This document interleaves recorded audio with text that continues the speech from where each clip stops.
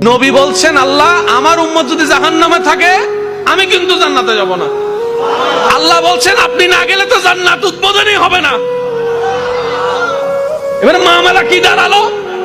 আল্লাহ পাক বলে যে আমি তাহকামুল হাকিমিন নিজেকে বলেছি, বিচার না করলেও তো জিনিসটা সুন্দর হয় না।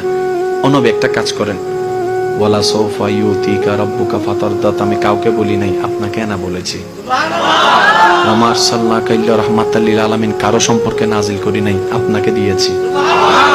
ওয়ালাল আখিরাতু খায়রুল লাকা মিনাল উলা, কাউকে বলি নাই, আপনাকে বলেছি। আর আমি আল্লাহ ভালো করে জানি আপনি হচ্ছেন উম্মতের দরদী নবী।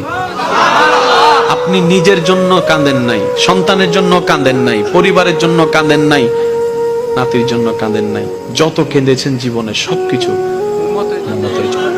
এমনকি হাসরের ময়দানে যখন সর্বপ্রথম আমাদের নবীকে আল্লাহর হুকুমে তোলা হবে, আমাদের নবী উঠেই জিব্রাইল আলাইহিস সালামকে প্রথম প্রশ্ন করবে, ও আমার ভাই জিব্রাইল, আমার উম্মতগুলা কোথায়?